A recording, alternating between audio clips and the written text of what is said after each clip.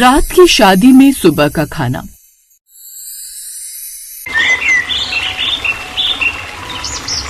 गजोधर एक बहुत ही कंजूस इंसान था जो कि ज्यादातर अपने परिवार वालों को अपनी कंजूसी से परेशान किया करता था। गांव मोहल्ले में उसकी कंजूसी के किस्से मशहूर थे। आज उसने अपनी बेटी काजल की शादी तय कर दी थी और वो बहुत ज्यादा खुश था क्योंकि काजल के ससुराल वाले उससे बिल्कुल भी दहेज नहीं मांग रहे थे। और बस इसी बात की तारीफ करते हुए वो अपनी पत्नी कुसुम से कहता है, देखा कुसुम, मैंने कहा था ना कि मैं काजल के लिए ऐसा परिवार ढूंढूंगा जो कि दहेज के लालची नहीं होंगे और हमारी काजल बेटी का अच्छे से ध्यान भी रखेंगे। और देखो, आखिर मुझे एक ऐसा रिश्ता मिल ही गया जहाँ एक पैसा फालतू नहीं देना पड़ेगा। मेरी पार की नजर ने हीरा ढूंढ निकाला है। अजी साफ साफ क्यों नहीं कहते कि आपको एक ऐसा रिश्ता चाहिए था जो कि आपसे दहेज न मांगे, क्योंकि आप खुद अपनी जेब से फूटी कौड़ी भी पैसे नहीं देना चाहते थे। काजल की भलाई सोचा था, सिर्फ एक बहाना है। सब जानती हूँ मैं आपके बारे में। अपनी ही बेटी के लिए भी आपकी मुट्ठी नहीं खुल रही है। अब तुम बात को ऐसे पकड़ो या वैसे, हमारी बेटी तो अच्छे घर में जा रही है ना, बस यही हमारे लिए बहुत बड़ी बात है। अब हमें शादी की तैयारियों को बहुत अच्छे से संभालना होगा। मैंने उन लोगों को पहले ही बोल दिया है कि हम ज्यादा महंगी शादी नहीं कर सकते थे क्योंकि हम दिखावे में विश्वास नहीं रखते। इसीलिए मैं गांव की धर्मशाला बुक करने के लिए जा रहा हूँ। अजी थोड़ी तो शर्म कर लीजिए, हमारी इकलौती बेटी है और उसकी शादी में भी आप गांव की वो पुरानी और जर्जर धर्मशाला बुक कर रहे हैं। अरे आप कोई अच्छा सा बैंकेट भी तो बुक कर सकते हैं ना। लोग क्या कहेंगे कि गजोधर ने अपनी बेटी को धर्मशाला से विदा कर दिया।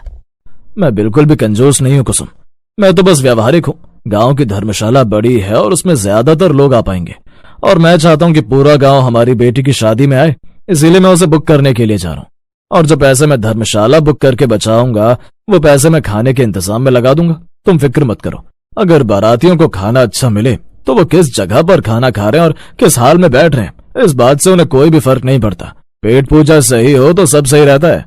गजोधर ये बोलकर गांव की धर्मशाला अपनी बेटी की शादी के लिए बुक करवा देता है और अब जरूरत थी खाने का ऑर्डर देने की। उसके लिए भी वो एक बहुत अच्छे हलवाई के पास जाकर बात करता है और उसे बोलता है, देखो भाई, पूरी शादी का खाना तुम्हें ही बनाना है। आधे पैसे मैं तुम्हें एडवांस दे दूंगा और आधे शादी होने के बाद में दूंगा, लेकिन शादी में किसी भी तरह की कोई कमी नहीं रहनी चाहिए।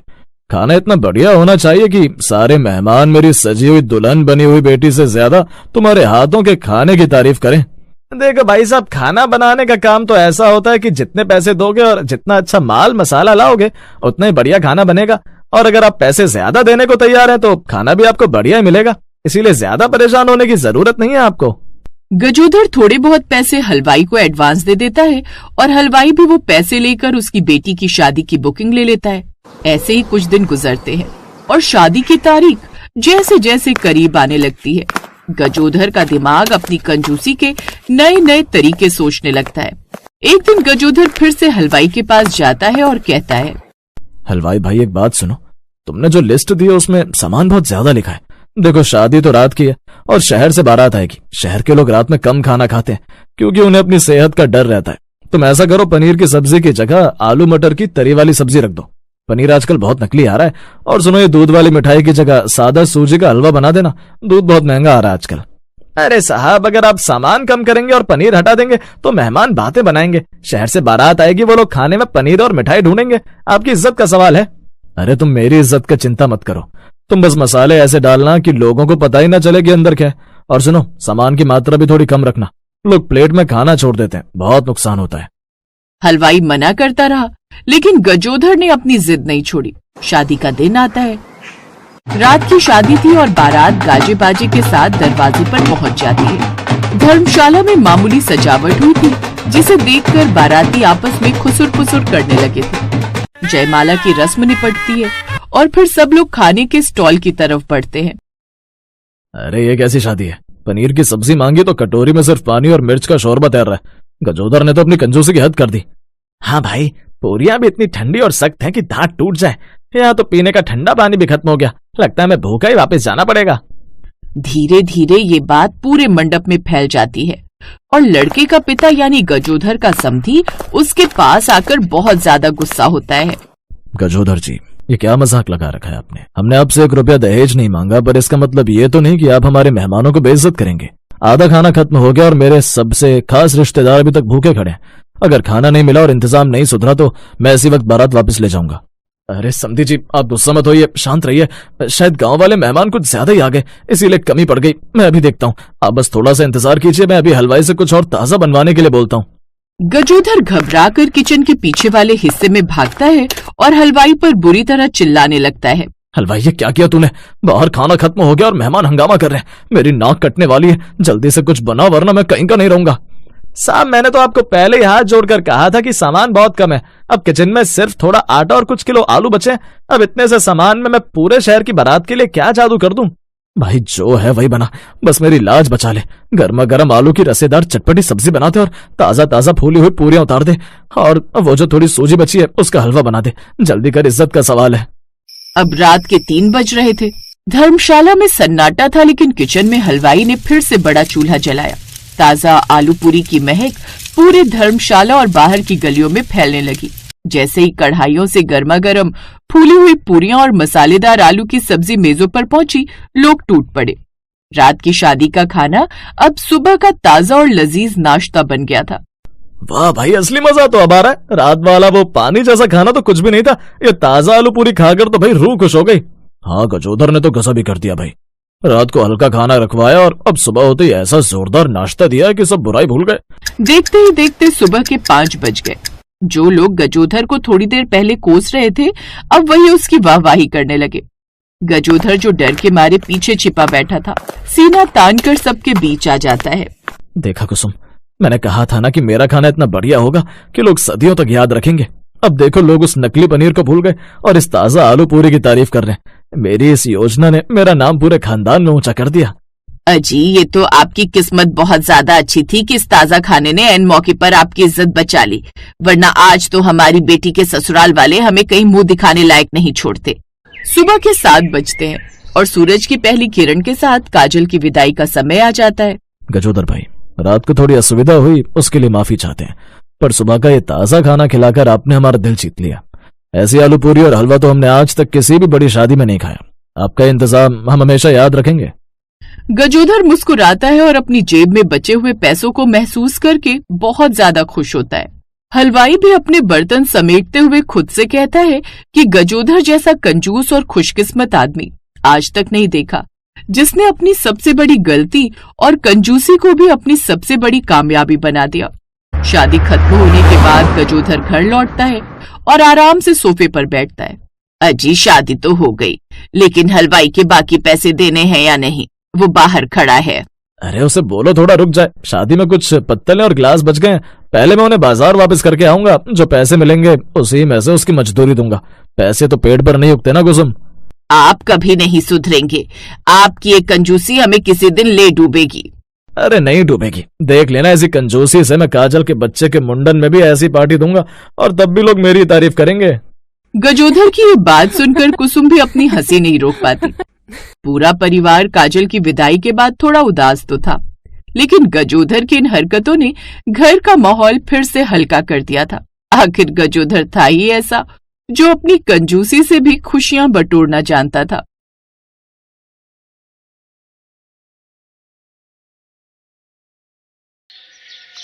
मालकिन, ये कल रात के छोले बचे हुए फ्रिज में रख दूं। आशा, इधर आ। जी भाभी। आशा, तुझे हमारे घर काम करते हुए कितने साल हो गए?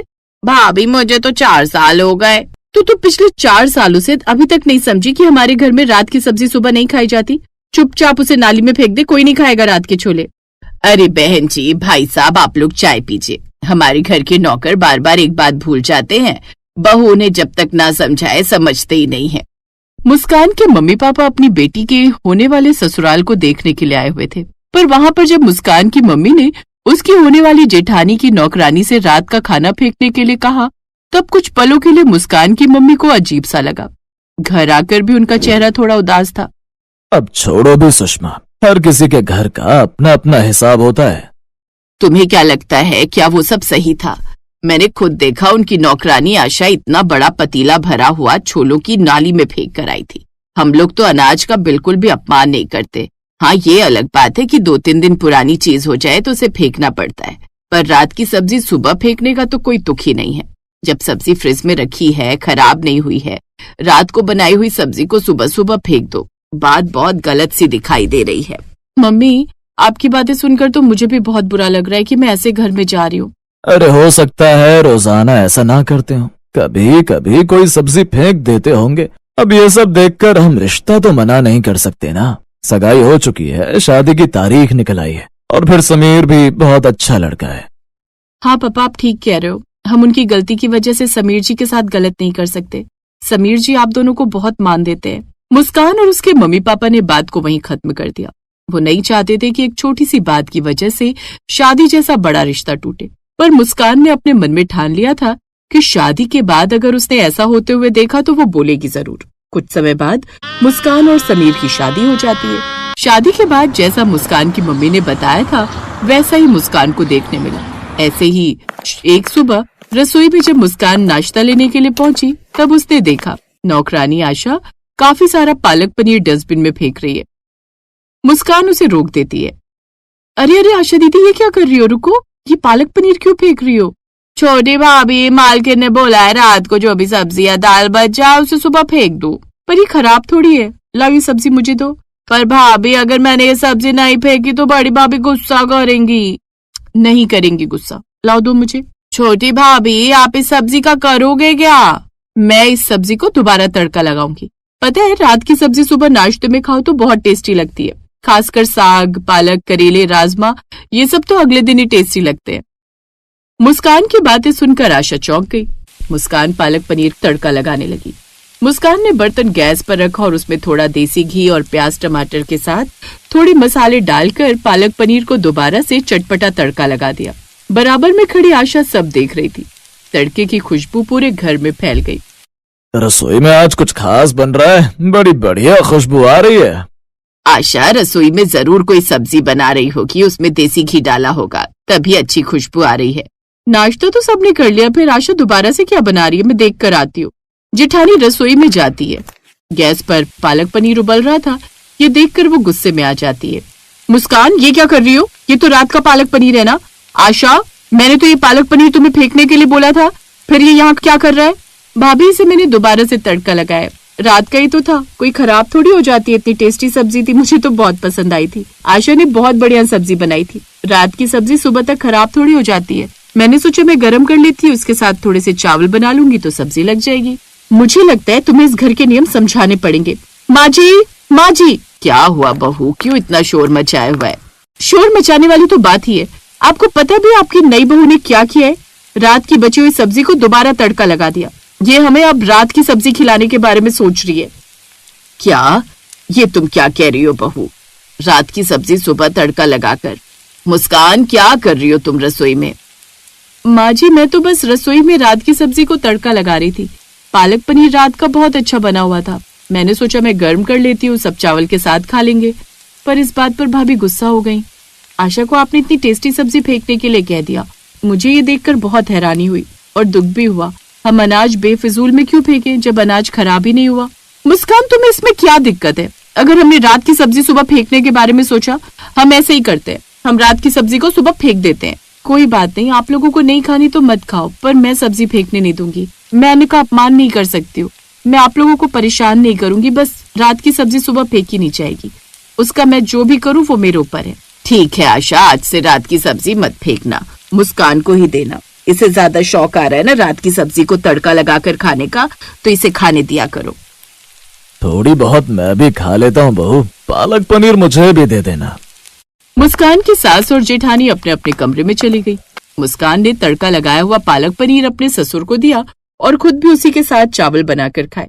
कुछ देर बाद आशा हिचकिचाती हुई मुस्कान के पास आई और बोली, छोटी भाभी, अगर आप नाराज ना हो तो क्या थोड़ा सा पालक पनीर मैं अपने घर ले जा सकती हूँ? अरे नहीं नहीं, इसमें नाराज होने वाली कौन सी बात है, ले जाओ, अभी तो बहुत सारा रखा है, मैंने और पापा जी ने खा लिया, वो वाला सारा तुम ले जाओ। और हाँ, रोजाना जो भी रात की सब्जी बचा करेगी उसे मेरे लिए और पापा जी के लिए निकाल कर। तभी समीर भी आ जाता है। मुस्कान, मैं भी थोड़ी बहुत रात की सब्जी खा लिया करूंगा, मुझे तो मम्मी और भाभी मना करती हैं, वरना मुझे इसमें कोई एतराज नहीं है। जब मेरी वाइफ खा सकती है तो मैं क्यों नहीं? छोटी भाभी, मुझे ये देखकर बहुत खुशी हुई कि आप अन्न का सम्मान करते हो।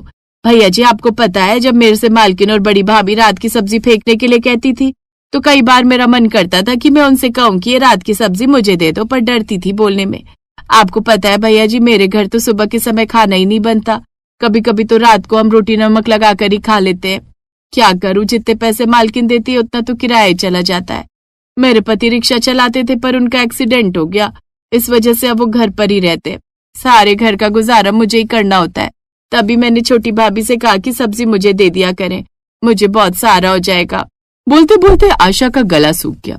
उसकी आंखों के आंसू उसकी गरीबी बयां कर रहे थे।